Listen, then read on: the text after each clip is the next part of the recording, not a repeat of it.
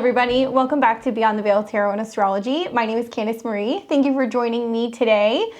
This is going to be the astro weather for April 17th through the 24th.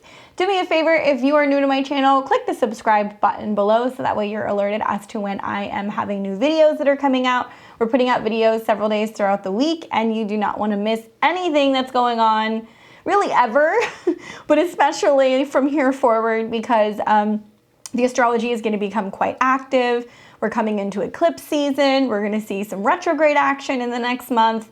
And there's just lots of content that always comes out at the end of each month in preparation for the following month. So lots of stuff going on in the channel. Those of you guys who are coming back to my channel or members, thank you so much for supporting Beyond the Veil. We've seen so much growth. I appreciate it. And let's keep it growing. Let's keep it going, right?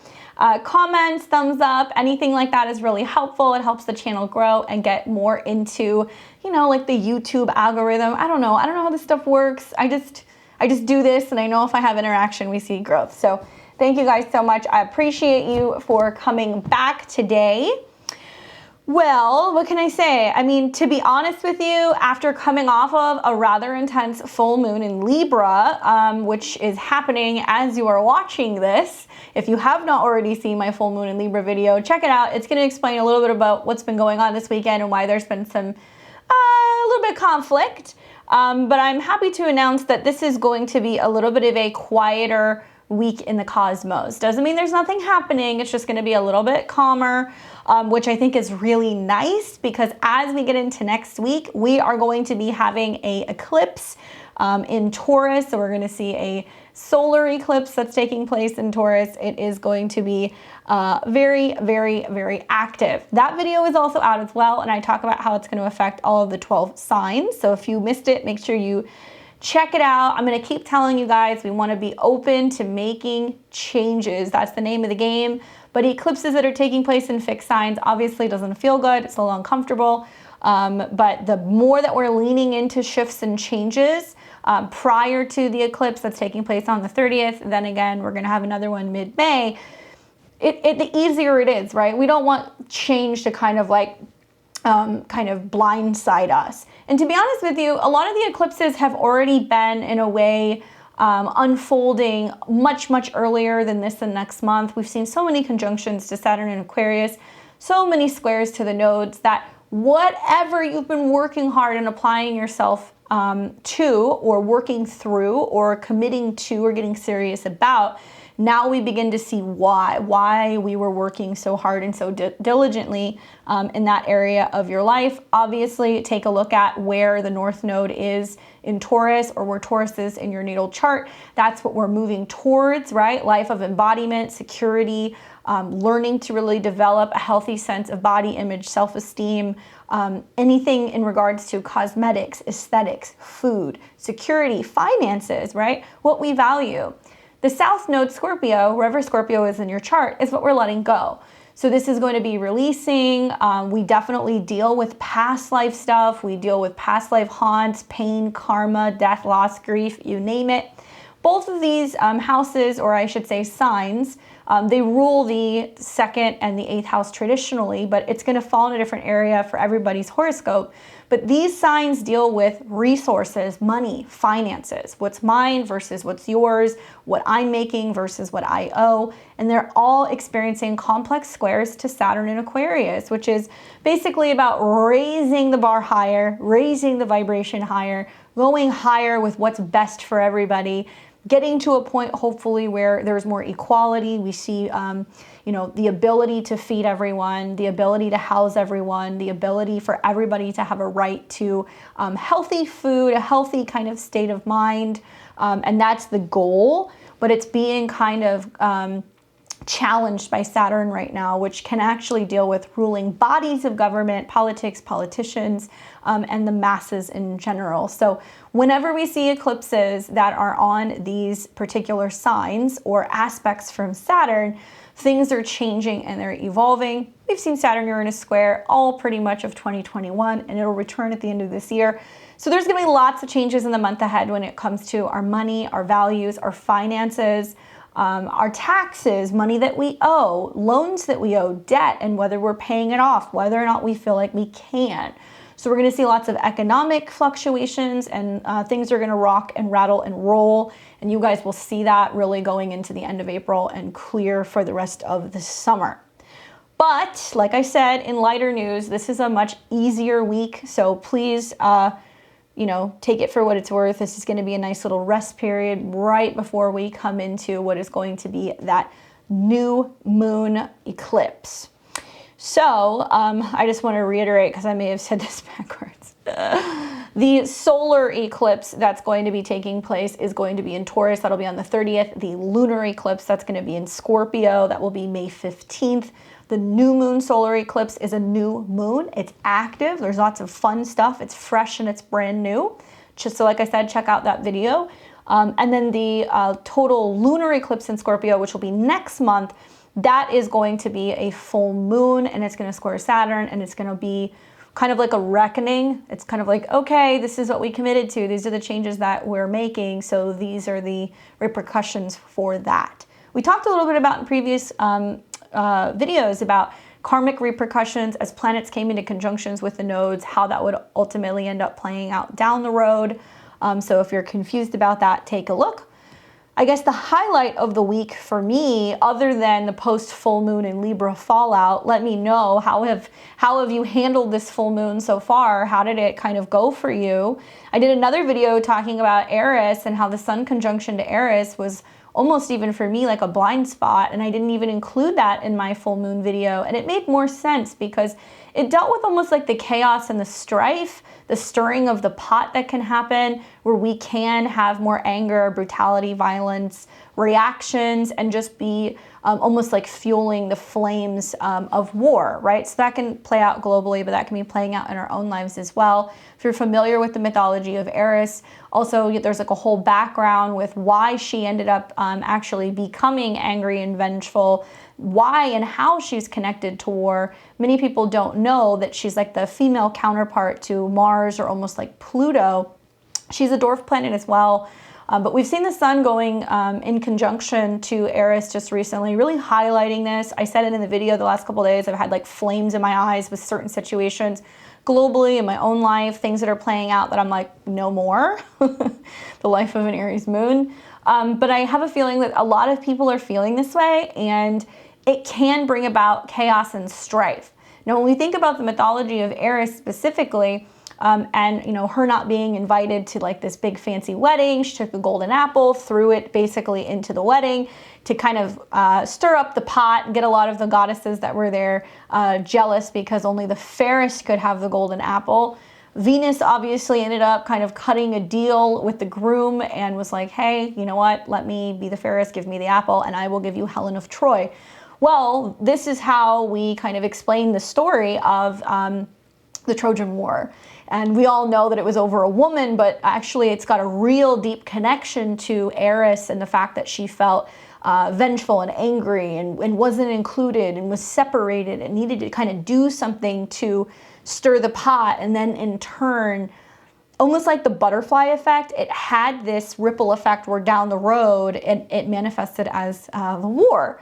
So things that are going on right now in our lives can have a ripple effect. I'll talk about this more in the future because we are going to see Mars come into conjunction with Eris. We're going to see Venus come into conjunction with Eris. And I feel like the story is going to unfold later this spring where some of our quick, impulsive reactions can have long-term consequences and effects down the road. And we want to make sure that we're not acting impulsively. We're not acting in a way where we're trying to kind of fan the flames in certain situations and just burn it all to the ground. But some of you guys are kind of feeling like that right now, I'm sure. I guess in lighter news, Mars is now in Pisces. So it's like right when this full moon is happening. Here is Mars in the mutable water sign of Pisces. So that cools things off. I kind of think of like Mars in Pisces is like, you know, very different than Mars in Cancer, where it's a little moody and agitated. Very different than Mars in Scorpio, which is like a hot bath that needs to kind of help us burn everything off or detox. Mars in Pisces is kind of like taking hot molten lava and watching it, you know, kind of come into contact with the sea. I'm sure you guys have seen that, right? As the lava is making its way to the ocean, or even in the ocean, we start to kind of see it smolder and it hardens, and it kind of cools down the flames or the heat, right? It drops the temperature. So I want you to think about that it's going to help neutralize and kind of cool off some of the tempers that have been heated over the weekend. Basically, Mars in Pisces is very simple. It's mutable, which means it's changeable. It's in the last sign of the zodiac, Pisces, which means it's getting ready to release psychic debris, maybe. Maybe it has to do with us doing more work and activations in the dream realm. A lot of us are going to be really interested in astral projection, meditating more, especially since we have Jupiter and Neptune that's still in conjunction in Pisces. So there's a lot of needing to ask ourselves this week, what am I fighting for? Am I fighting for a purpose? Am I willing to release and actually let go of the need to fight certain physical battles? We're all fighting our own little mini battles in our lives, but also spiritual conquest. Where we're going, what length we're going to, how we're fighting with prayer, how we're fighting with awareness, and where conflict and fights and stuff, especially as Mars is coming into conjunction in a couple weeks with Jupiter and Neptune, really paints a picture of like what's going on that we're not seeing, right? I always like to think of astrology visually, as above, so below. So when these planetary aspects are setting up, it affects us mortals here on Earth. So as we start to see Jupiter, Neptune, Mars come together, I envision like violent sea storms, Navy ships, and certain mobilizations that are taking place at sea, submarines and conflict that's going on in regards to islands, territory, and all kinds of strife that can be happening in international waters. For us personally, though, I think it's going to materialize more as letting intuition be your guide and giving you a gauge as to what you do or do not want to stand up for, fight for, right? Being warriors for peace. It's very similar to the energy of Mars in the 12th house. Many of us find comfort through Mars type things, smoking, haze, movies, right? Dance, self-expression in a more spiritual way. You know, I think of like, you know, detox baths and burning candles, very Mars and Pisces, but also repressed anger, repressed rage. So I think a lot of us are going to possibly feeling a little confused as to why am I agitated? Why am I kind of feeling short-tempered? What is going on? Because it's kind of coming from our subconscious and we're kind of connecting to the archetype of Mars that has been suppressed. And it's funny, it's not funny, but it's funny because now in this next week, we're actually entering into the Taurus mansion, and we're going to see that Taurus season is going to start, but we have a gangbusters of planets still in Pisces. So there's this feeling that like, we're still slugging along. I have said this time and time again. I am so excited for the month of May. That is when we're going to feel like 2022 is really going to start. We're in the home stretch this week. So let intuition be your guide. Allow your tempers to be cooled down a little bit. Energies can vary, so it can almost feel like we're up and then we're down, right? Pisces is waves, and it'll come in waves. But also, our emotions can come in waves. We can also start noticing that there are waves of things happening. Jupiter and Neptune is waves physically in the sea, lots of chaotic weather, especially in a mutable sign. I'm anticipating that over the next couple of weeks. And I'm wondering if there is going to be waves or numbers that are increasing, or so we're hearing about the virus out in the world. It's possible. Stay hydrated, practice meditation, and being in your body. That's the best thing that I can recommend for you guys this week. Stay tuned to the end. I'll be talking about where Mars is going through each and every one of the 12 signs, so you know where you're really focusing on, putting all of your energy into one area and letting that kind of guide you intuitively throughout the next couple of weeks. So let's go ahead and get started with today, Sunday, the 17th. Mercury is in a sextile to Venus, so I'm liking it. We talked a little bit last week. I gave you guys a preview. I was like, look, here's the deal. The full moon, it's going to pack a punch.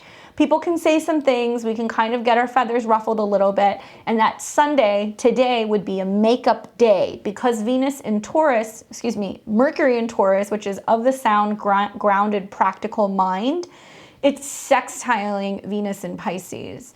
So it's this whole, sorry, you know, I kind of erupted, I overreacted, I'm apologizing, I've thought about it, I've thought it through. I need to kind of add a little bit more sweetness or sugar or a little bit more love to this dynamic, this relationship. We can kind of put a bandage on whatever we have inflamed or whatever kind of wounds have kind of come up during the full moon. Now, the full moon is still in effect today, guys. You're gonna feel it still. And the one thing I'll tell you is that to me, because of the square to Pluto, because of the midpoints that were activated, we're going to kind of feel like when it comes to certain relationship dynamics, partnerships in general, there can be some like definitive things that's like, no, that's not going to work for me. And so there is a way, I think also, that the Mercury conjunct Uranus is playing out where people are responding differently. They're responding differently in terms of how they communicate, how they think. Remember, Taurus is a fixed, stable earth sign. So usually it really, it can be kind of winded, right? Anybody who's got Mercury in Taurus, there is this like needing to really get the words out. It takes them a long period of time to process and communicate and share what they have to say. But with the conjunction to Uranus, we may find that we're a little unwilling to kind of go through the lengthy conversations. So if you feel like you've been going round and round with a romantic partner, round and round with a business partner, round and round with anybody, this is a day where you have the opportunity to react differently. And if you're somebody who's not prone to apologizing, today's a really good day to be like, you know what, I was wrong.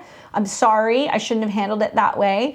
And I think that the Mercury Uranus is going to bring about these conversations regardless. It's all about how we respond to it. And if we're responding to these conversations or these issues in our lives differently, hopefully you guys are responding differently. You're not digging your heels in like Mercury and Taurus can. With the conjunction to Uranus is like, what do we both value? How can we both come to some kind of agreement? And the sextile to Venus is really sweet because it's kind of saying, okay, now we're leveling up. Now we're actually getting somewhere when it comes to improving our finances, our relationship, our sex life, talking about our values, money. I think there's a lot of gold and it's almost unavoidable for there to be some kind of friction or tension that's going on this weekend. Tension can be good. It can be a building block for actually breaking through barriers and being able to get to the other side in relationships. So hopefully that's how you guys are using it. On Monday the 18th, we're going to see Venus in Pisces, then sextile Uranus. Interesting. So if you are somebody who is a Taurus or a Pisces, there's a lot of back and forth going on between the two. You know, Pisces says, this is my vision, or this is where I'm willing to heal or sacrifice something or add a little more love for a bigger picture, something we're building. And Pisces says to, and Taurus says to Pisces, I see your vision, right? And I will invest in that vision. I agree with that. That is something that I hope to achieve and to build. So everybody's having these sextiles, but if you're a Taurus or a Pisces, you're really feeling this more.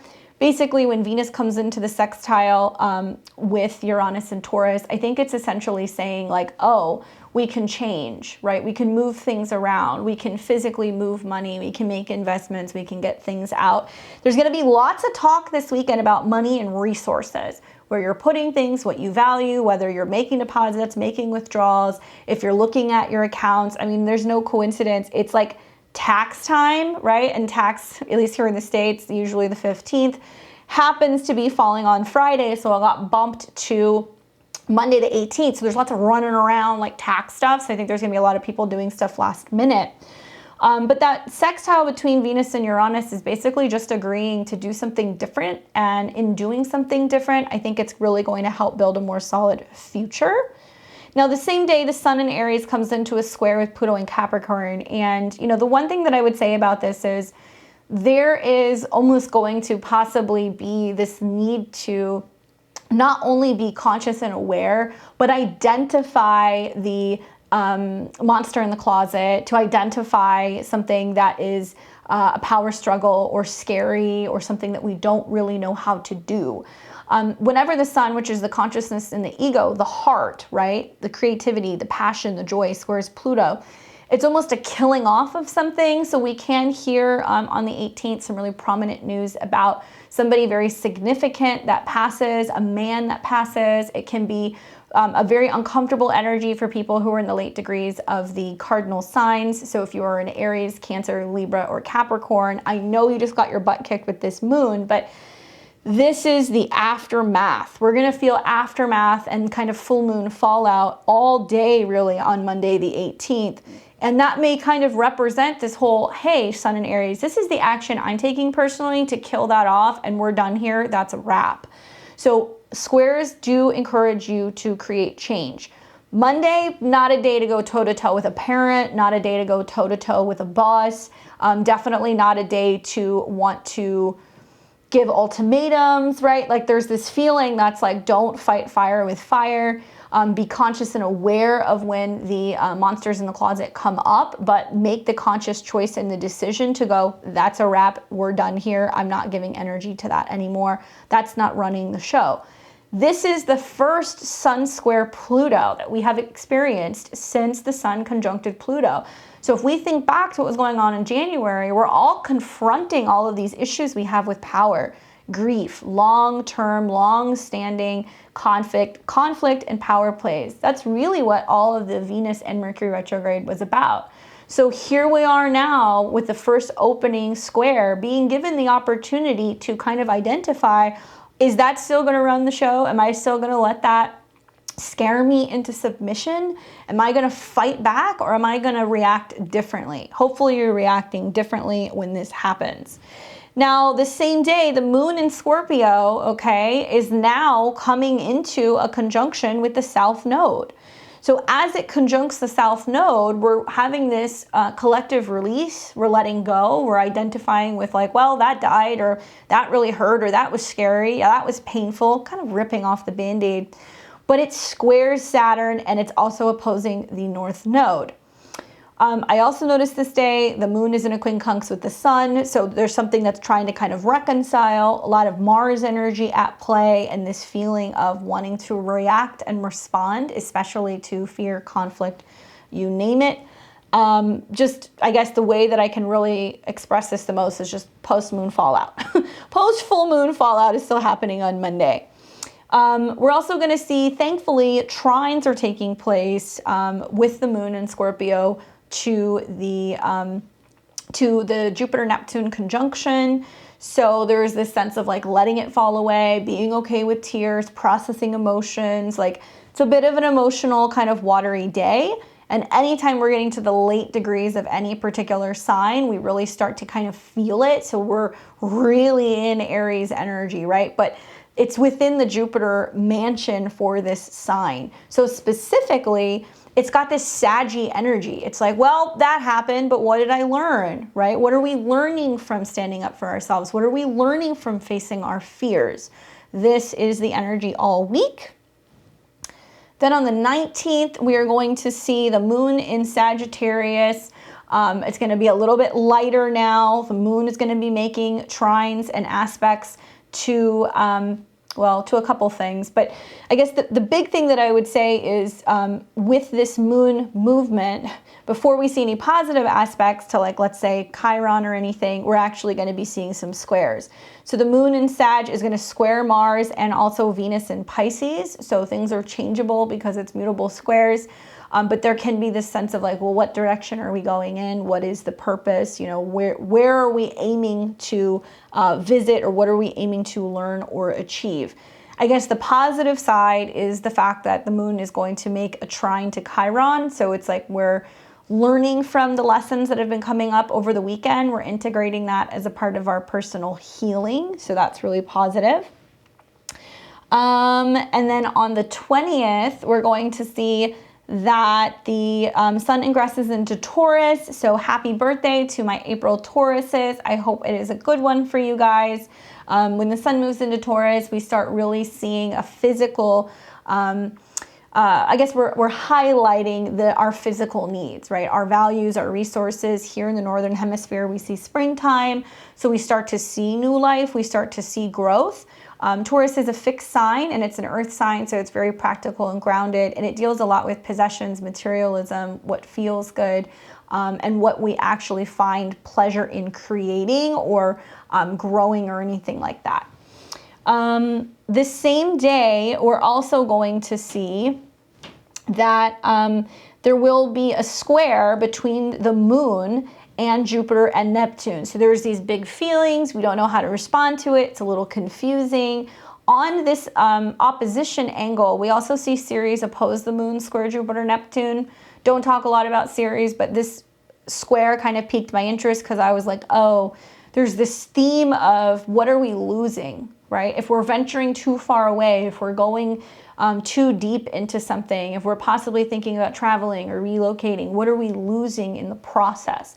You might notice this on the 20th that like fears are coming up with the moon in opposition to Lilith, fears of what we believe in, fears that we're actively, hopefully trying to dissolve, and what we've been learning about kind of dealing with our fears.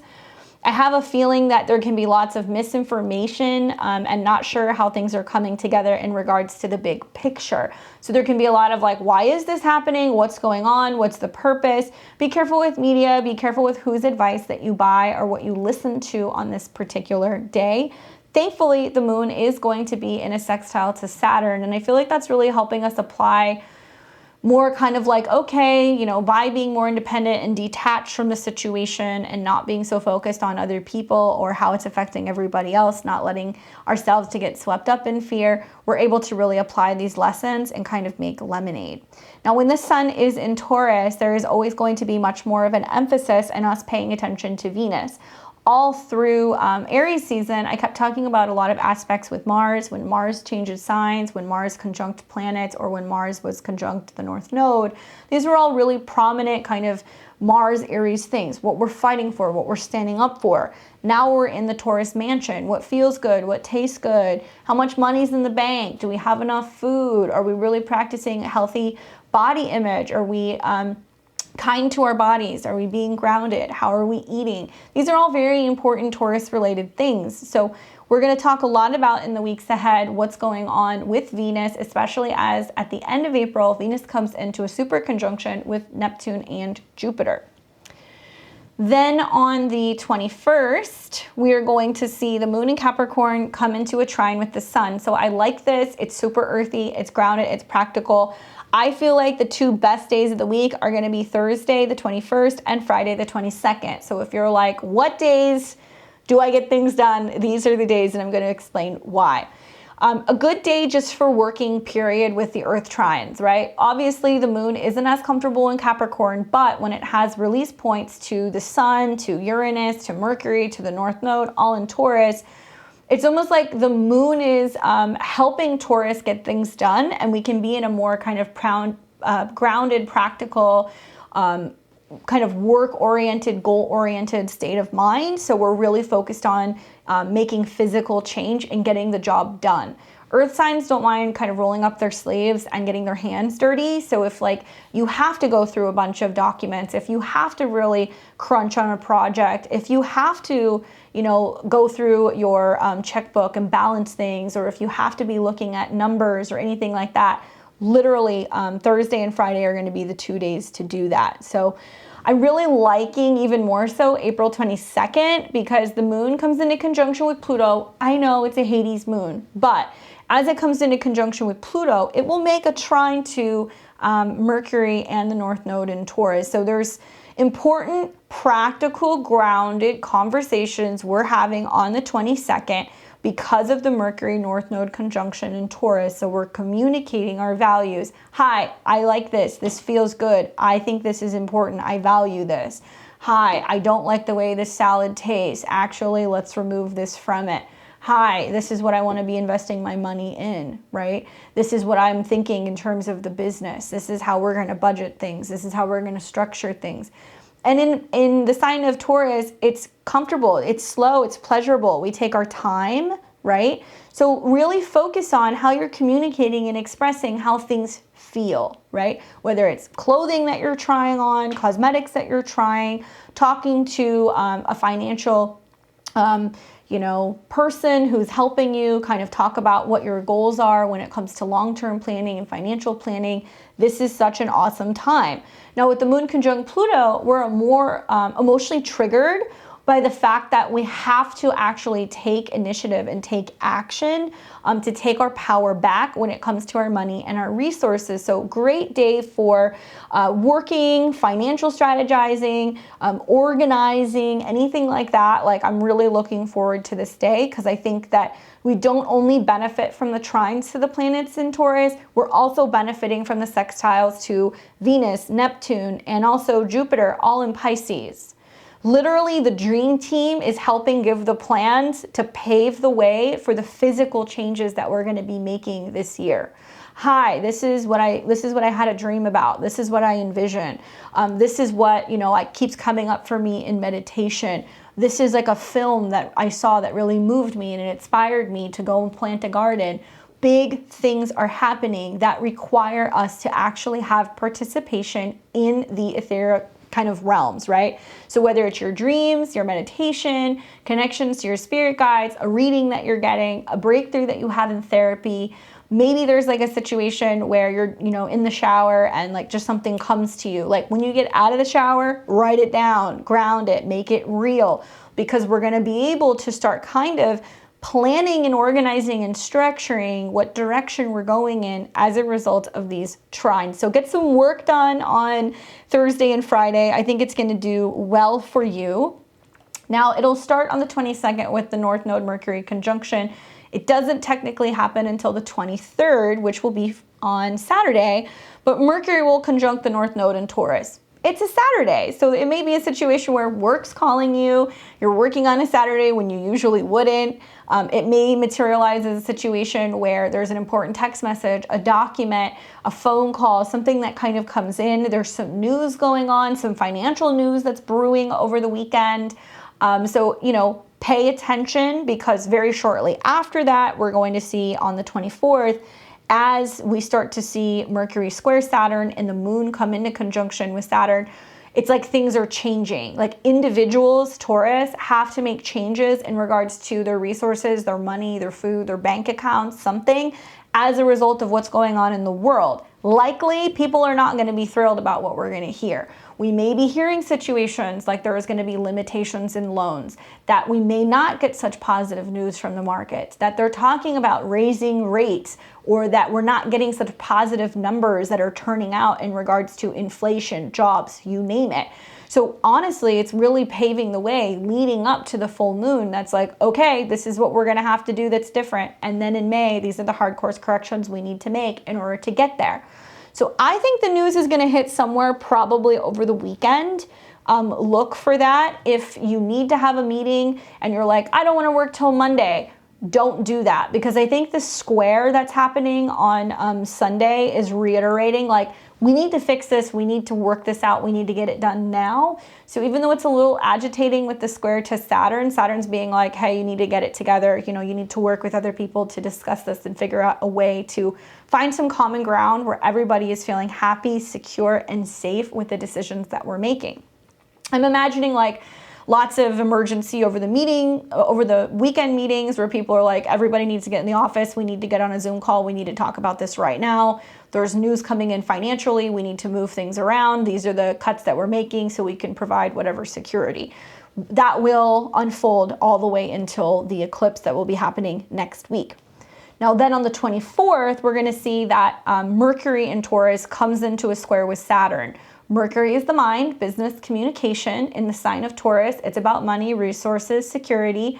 We can find ourselves very fixated, because it's a fixed sign, in like wanting to speak a certain way, use certain like media platforms. We're used to watching a certain, news network, whatever, all Mercury. And as it squares Saturn, it's basically Saturn saying, whoa, slow your roll, or we can't continue to put this information out, or we're changing something, or we're limiting something when it comes to information, or when it comes to media and the masses, because the moon is there.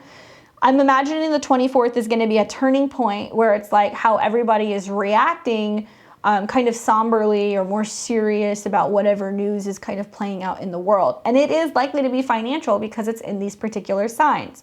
Regardless of that, I would say that this is also coming into, you know, the closing square. So we're starting to see the moon.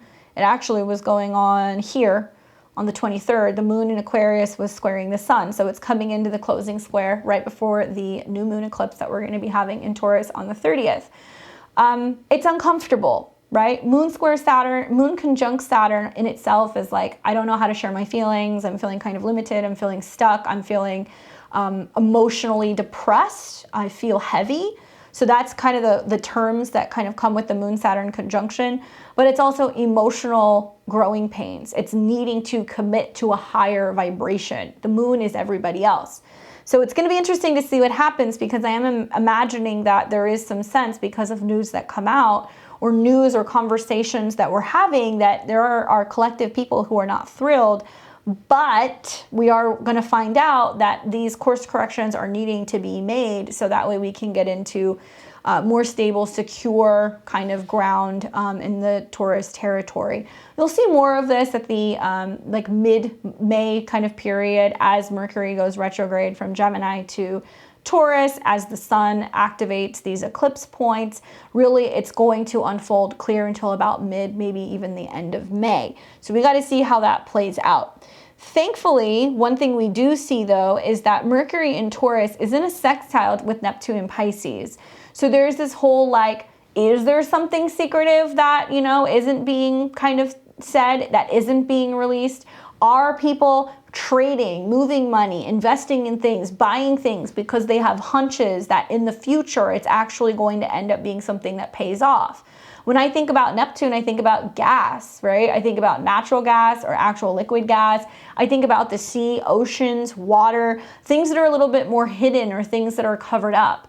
So there can be inside trading that's going to be going on. There can be people who are looking into what's going on internationally, making decisions about where they're putting their money and if they're investing into natural resources. That's something that I'm watching as well. Venus is nearing also a sextile to the North Node in Taurus. Technically, this won't happen until Monday the 25th, but I just want to let you guys know that that is a little sweeter. With the Venus sextile, the North Node, right? North Node is ruled by Venus. We can start getting kind of shimmers of what it's going to look like when Venus fully comes into Pisces in a couple of weeks. We can have a really significant moment of feeling inspired, right? With art, with music, with poetry, with design. That's allowing us to start really kind of being in the throes of all of this Moon, Mars, Venus, Neptune, Jupiter, Pisces land, where we just start kind of wanting to let go and relax and like kind of fade into the waves a little bit, so we can focus more on feeling inspired, so we can build and create things that we really value. For some people, the next year is not going to be valuing numbers in a bank account. It's going to be a home-cooked meal. It's going to be the feeling that they get putting their hands in the dirt and growing their own fruits and vegetables and feeling like a sense of pride with what they created. It may be us getting more in depth into new types of art, new forms of music, things that are more extrasensory, things that may also be a part of a more abstract kind of visual or AI kind of way of viewing things. So I'm imagining this is going to be a big turning point for, okay, NFTs, but do we have galleries that are these really immersive experiences where you can like literally walk around and go up and look at the pictures? Is there going to be new waves of pharmaceuticals that are going to be releasing all kinds of pleasure-enhancing sex and love drugs? Are we going to learn more about trials and things that are going on with what may have originally been banned or illegal kind of drugs, right? And I guess what is the line between drugs? We call prescription drugs drugs, and we call legal drugs drugs. And there may be this dissolving or experimenting into how pharmaceutical companies can start rolling this out. So there's going to be lots of like beauty drugs, new fillers, new liquids. There's going to be all kinds of stuff that's for sex and intimacy and pleasure.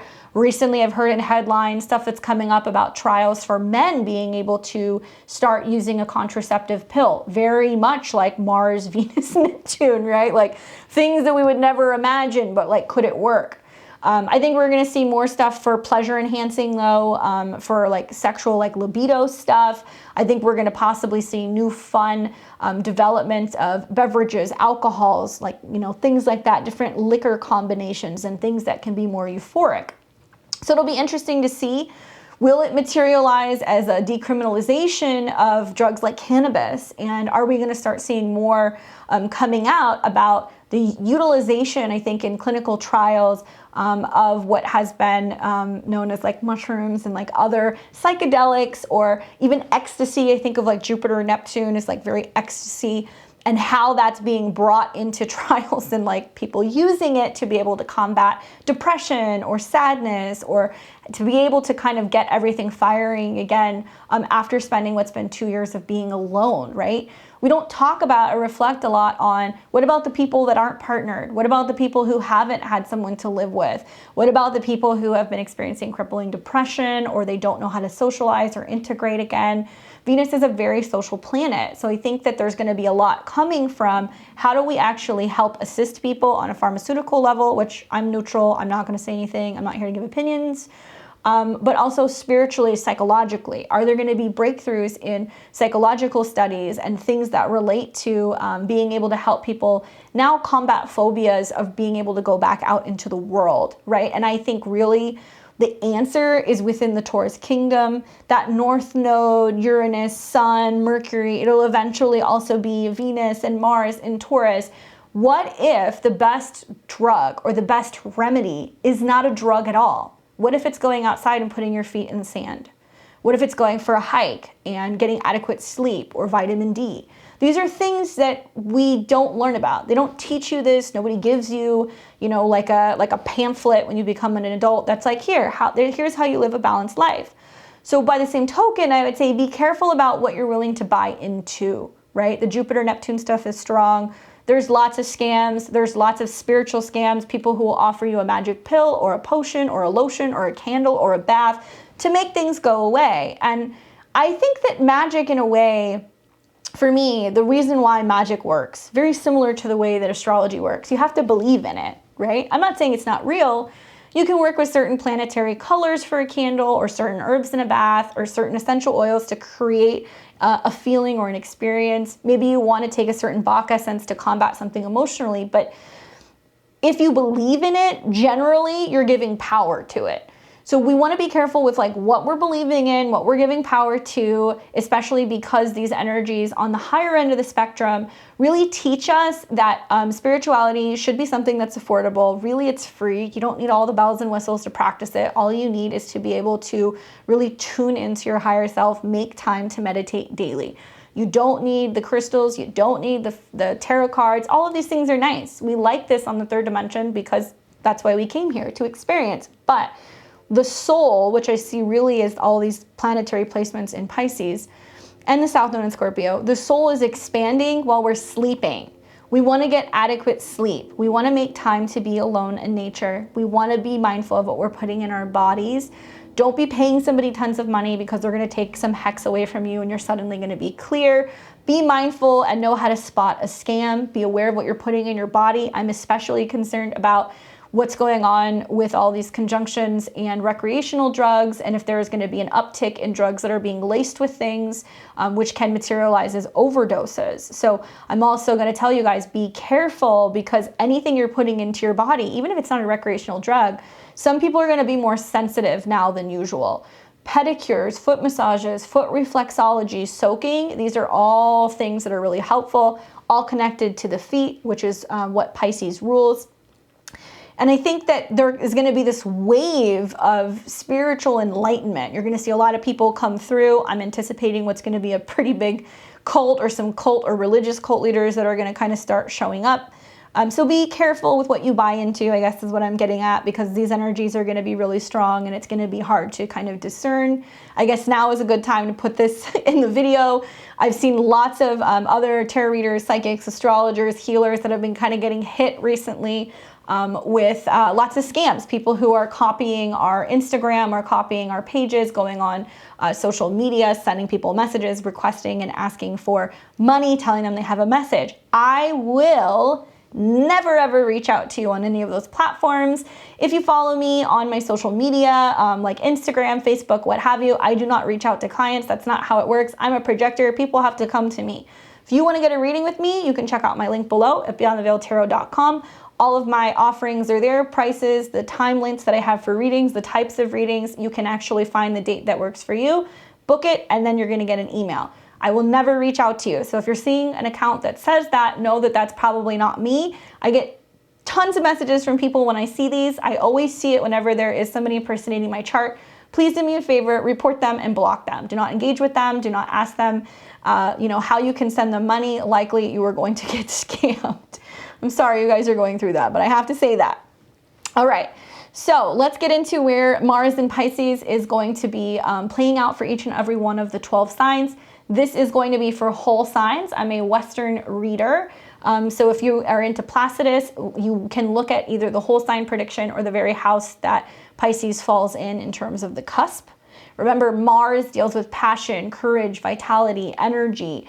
It can be cutting, severing, but it can also be about motivation to move forward and initiate. It's interesting that it's happening in a water sign, so it's cool, emotional, intuitive, but also it's happening in the last sign of the zodiac, which is mutable and changeable. Soon we will see, in the next month or so, Mars will enter into Aries, which is the sign that it rules, and it will come into conjunction with Jupiter. So there is a new Mars cycle that's going to be starting. For some of you guys, you're going to feel like you're wrapping things up, you're clearing things out. I encourage you to be proactive with that, not only because of the conjunctions to Neptune and Jupiter, but also the trines to the South Node, where we can let go of things that we have been meaning to let go of for some time, and we can actually send it off with peace and grace, okay? So for Aries and Aries rising, Mars is going into Pisces in your natal 12th house. A lot of what I've said applies to you. Mars is your chart ruler, so it's hanging out in your 12th house, so you're gonna feel like resting, recuperating. Mars and Venus are in your 12th house, lots of bed pleasures. Maybe you're going away on a retreat. Maybe you're watching lots of movies. Maybe you're having lots of sex. Whatever it is, things are winding down and your energy levels are going to be lower than usual. Spend time in spiritual devotion. Spend time out in nature. By the beach if you can. If you need to go to a hospital, a rehab, a detox center, if you need to go and talk to a therapist, get a reading, all of these things are really helpful, as it's going to help you change and transform and prepare for your birthday, which is either has been happening or you're having that happen here right before we go into Taurus season. For Taurus and Taurus rising, Mars is going into your natal 11th house. So this is going to have you very active for the next couple of weeks, socializing, focusing on your dreams, focusing on your goals. You may have friends calling you, going to parties, lots of entertaining and hanging out and having a good time. Mars rules your natal 6th house of health, and it also rules, I'm all backwards. Mars rules your 7th house, which deals very specifically with relationships, and it also rules your natal 12th house, which deals with the hidden realm. So in a way, you're tying together the purpose of your 12th house and also the purpose of your 7th. Maybe you're traveling with a partner, talking a lot and reflecting on your dreams and what your goals are and what you want to achieve. Maybe there's a sense of you working a lot with video editing, film, and just visualizations, and you're helping bring a partner's plans to life. That can be something else you're talking about, or just having a little bit more alone time so you can be spending with somebody like a friend or even a romantic partner. Maybe there's some combination between kind of getting away and having a break that involves your partner and your friendships in general. For Gemini and Gemini rising, Mars is moving through your natal 10th house, and it's busy. So this is all about work. It's all about getting work done. It's about bringing something to the forefront. There is like a stellium of planets in your 10th house. So there's like a lot on your shoulders, and it's a lot about responsibility. Mars rules natally for you your 6th house, which deals with health and routine. It also deals with your 11th house of goals and friendships. So something's going on here that makes me feel like you're really having to be on top of your schedule. You're managing your health, your mental health especially. Like that seems to be like a big thing for you, is being able to better balance your mental health and your schedule, or any addictions or health problems, so you can show up and you feel like you're able to be your best. I think the fact that it also rules your natal 11th house tells me that there can be much more working with friends, organizing, scheduling with friends, maybe taking a dance class, maybe taking a fitness class, maybe working out with a friend. But the big thing that I feel like is, if you need help, right? If you need help, Gemini, ask for help. Ask a friend for help. Hey, do you have a referral to a trainer? Do you know somebody that can be my assistant? Do you know somebody who I can hire to help me get this job done? Friends may actually lend you a helping hand. For Cancer and Cancer rising, Mars is moving through your 9th house. It's in Pisces, which is a sister sign. So you're going to experience positive energy as a trine to either your ascendant or planets in Cancer. Well, Mars in your 9th house makes me feel like there is this emphasis in spirituality, learning, lessons, education, foreign travel, law, anything in regards to that. There's a whole stellium of planets setting up in your 9th house. Some of you guys are working with a mentor, working with a guru. Some of you guys are going to be starting courses, classes, or taking new spiritual or actual higher levels of continuing education, especially if it's within the realm of Pisces. So if you're learning how to really kind of hone in on spiritual gifts, psychological gifts, you're learning about law, maybe you're learning about culture, maybe you're learning about art, there's something like that, photography even, where you're really having to focus on these topics in general. Great time for foreign travel, great time to be planning a foreign trip. For you specifically, Mars rules your 10th house, so I wonder if you're having to travel for work, you're traveling to a faraway place. Regardless, I think it's going to do very well for you. For Leo and Leo rising, you've got Mars in Pisces moving through your 8th house. It's sexy. It makes me feel like there can be bonuses coming in. Maybe you have unexpected inheritances or things where you get money back. One thing I would say is, when planets go through Mars, when Mars goes through the 8th house, sometimes you have to pay things back. So there can be a sense of like, okay, you get a nice refund, but you owe money on your credit card. It might be a wash. There can also be a sense, because Mars rules your natal 5th house, that you're just more sexually active, or you're feeling a little bit more kind of spicy and fierce, especially as Mars comes into conjunction with Jupiter and Neptune. I would say that while Mars does well in the 8th house, be very cautious and careful if you're undergoing any surgical procedures. Because as Mars gets closer to Jupiter and Neptune, I have some concerns about picking the right date. Same thing goes for like fertility stuff, investments in general. Look for positive aspects between Taurus and also Pisces in the early degrees. You want to be more careful as Mars gets later into Pisces in general. For Virgo and Virgo rising, you've got Mars now moving into your 7th house of relationships. It's a very active time for relationships. Mars rules your 8th house of transformation. And I think it's really kind of bringing up this theme. It's your 3rd house as well, ruler. It's bringing up this theme of how you can communicate and be more vulnerable, how you can talk about or discuss what it is that you need for security, how you can go deeper with intimacy in regards to that. You may be looking at refinancing a car, buying or selling a car, having to fill out documents pertaining to loans or anything in regards to money owed. That can be a theme right now, where you're trying to figure out, do I pay this off? Do I, refinance something? Something of that nature is taking place. But Mars in the 7th tells me that people are going to come in to help you do that, or people may come in and seem a little bit more aggressive, where they're really asking you some hard-nosed questions about how you're feeling, so that way you can open up more and be more vulnerable, okay? Very active time in relationships for you, Virgo. It's going to blow your mind, and you might start kind of just feeling this need to really go deeper into being available to partner with another person. For Libra and Libra rising, you've got Mars now moving into your natal 6th house of health, daily routine, fitness, and also pets, coworkers. This is kind of like a combination of different things, so it can play out a couple different ways for you, Libra. Mars rules your 2nd house of money, resources, and food, as well as your 7th house of relationships and partnerships. I feel like if you're somebody who wants to get more active physically, now is a good time. Mars in the 6th house can have you being more active, but with more things like swimming for fitness, hot saunas. There may be more of an emphasis in reflexology. There may be more of an emphasis in you drinking more beverages, hot beverages specifically, so hot tea detoxes and things like that in the morning. You may be just more on top of organizing, cleaning, or cleaning up your diet, cleaning up how you spend money. There can be a sense of you doing a lot of work with a partner. There can also be a sense of just having so much work on your plate that you're like, that's it, I need help. That's where Mars ruling your 7th house comes in. Sounds to me like you either have a partner who can help you get this work done, or there's a possibility that you can hire somebody. You have to pay them, but they're going to help you get kind of your busy work done. So if you need someone to walk the dog, you know, go grocery shopping, file your paperwork, whatever, you can hire somebody to do that. Health and wellness should also continue to do well. And if you need to make any course corrections or anything, or go and see a doctor or a specialist, you can do that. For Scorpio and Scorpio rising, we've got Mars and Pisces moving into your 5th house. It's in a sister sign, so it's going to be positive for you. You're going to experience trines, which are harmonious. So there's some active energies between your sign, Scorpio, transformation, and Pisces, which is what your visions and your beliefs are.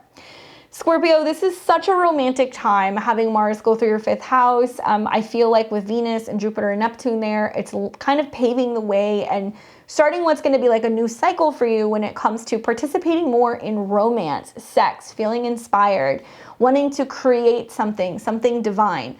So I could see a lot of Scorpios being like, I want to get into Tantra. I want to learn more about Kundalini energy. I'm not really interested in just dating and hooking up. I really want to find true love. I want to share something with a partner and have sex that is meaningful. It can also mean that you are focusing on your creative passions and desires, and you're feeling very creative. So you may try your hand at like pottery or something that has to do with oil paints or water paints or cinematography, something visual, lots of filming maybe.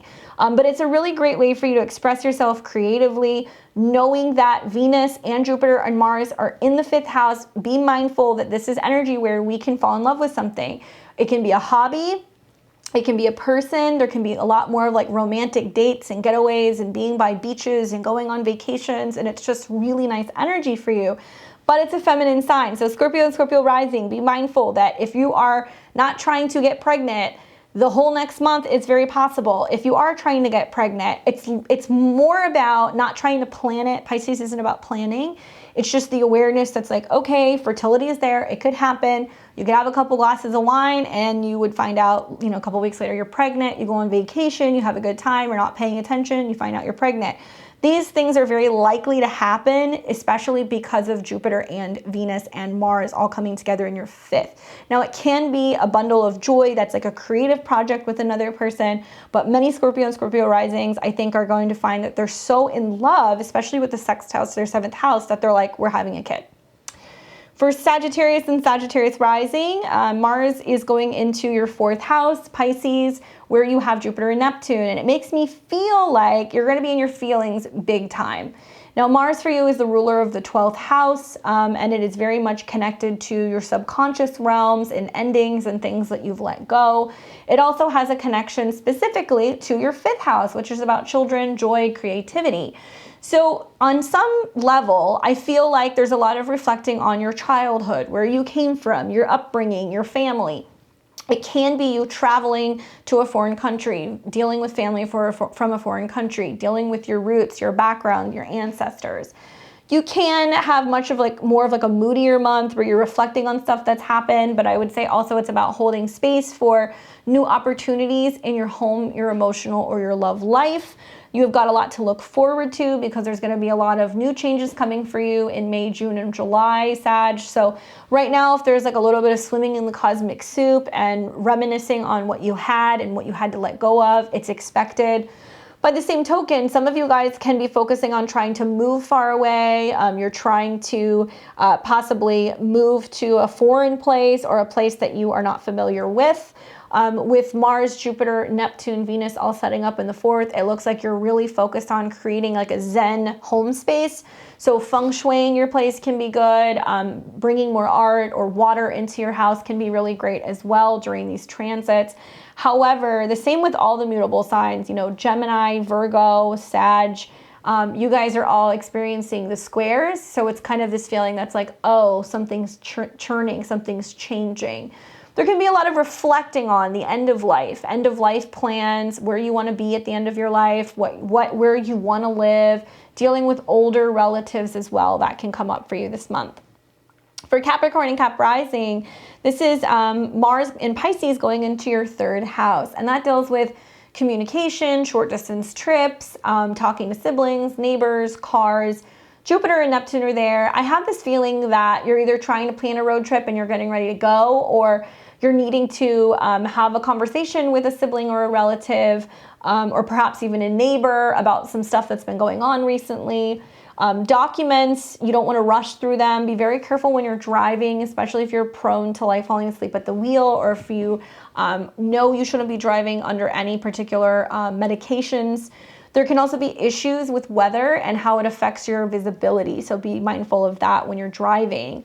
Now, phones can get wet, computers can get wet, and there can be issues where something like that happens and then you have to buy something new. Mars in your chart rules very specifically your 4th house of home and family. It also rules your 11th house of friends. So I could see where it's like, if you're thinking about moving, a friend could be like, hey, if you got to move out of your place, I've got a space for you. Or you could be considering moving back home. That's something else that can be coming up as well. And you realize that that is a goal of yours and that you need to make a change because of your family. Your family needs you for whatever reason. Watch your tone and communication. Try to communicate in a way where you're trying to understand other people and being a little bit more sympathetic. That's what I would recommend. For Aquarius and Aquarius rising, you've got Mars and Pisces moving into your 2nd house. Hide the credit cards you might be feeling like spending. Mars, Venus, Jupiter, Neptune, all in the 12th house, in the 2nd house, excuse me. You can be feeling like, oh my gosh, all this money came in. What do I do with it? Spend, spend, spend, spend. And there can be a situation actually closer to the eclipse happening next month where you're like, oh my God, what did I spend all my money on? So document everything, know what you're doing with your money, know where your money is going. That's my advice for you. Mars rules your natal 10th house, okay? It also rules your natal 3rd.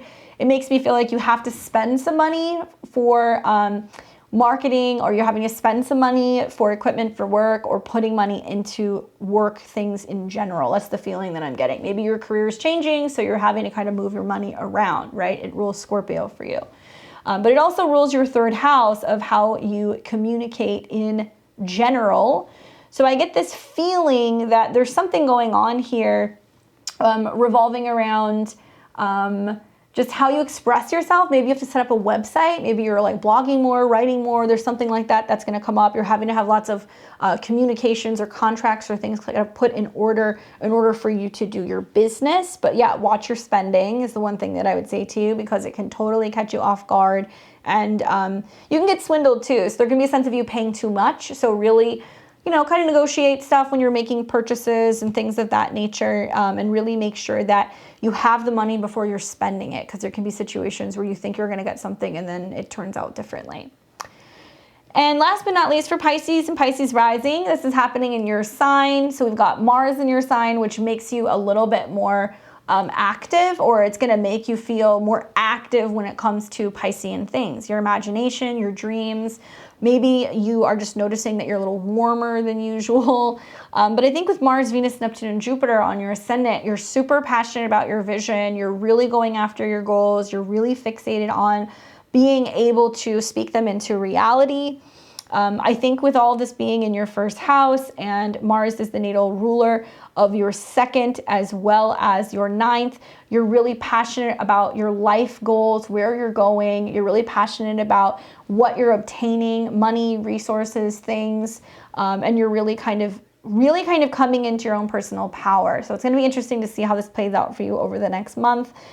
You can be more driven than usual, but you know, with the Jupiter-Neptune conjunction, it's like you're driven for things that are really grandiose and they're really out there. So you want to kind of try to stay grounded and be more mindful of that.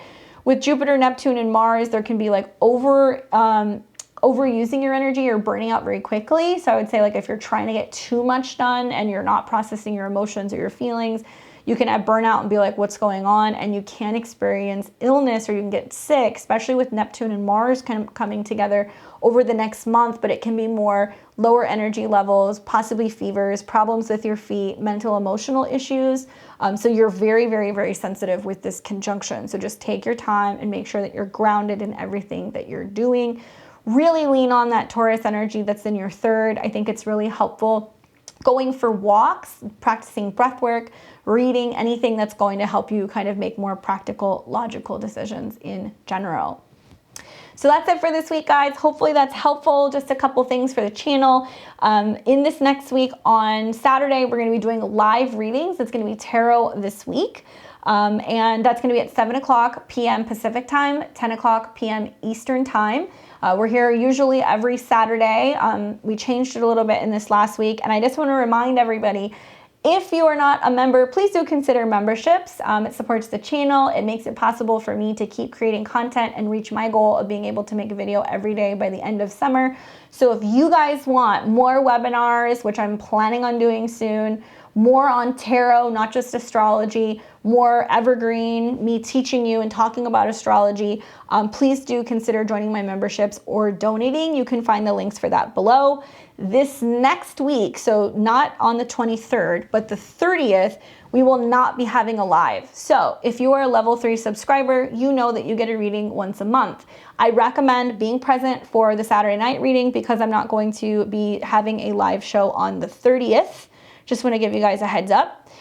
New things that are coming out in this next week. I have horoscopes for the month of May. Hopefully you guys are digging that. Now that I'm doing horoscopes again, they're usually a couple hours long, but they're really informative. And I'm going to touch on kind of transits that catch my eye and how it's going to affect each and every one of the 12 signs.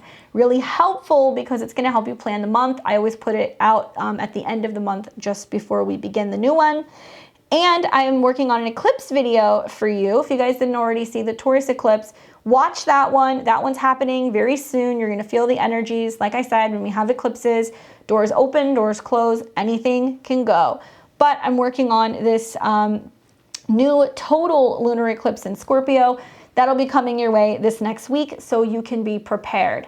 Every Monday, I have a new podcast that's on the Midheaven podcast that I do with my partner in crime, the Peace Stealer. Make sure you check that out. There's going to be a new video coming out on Monday.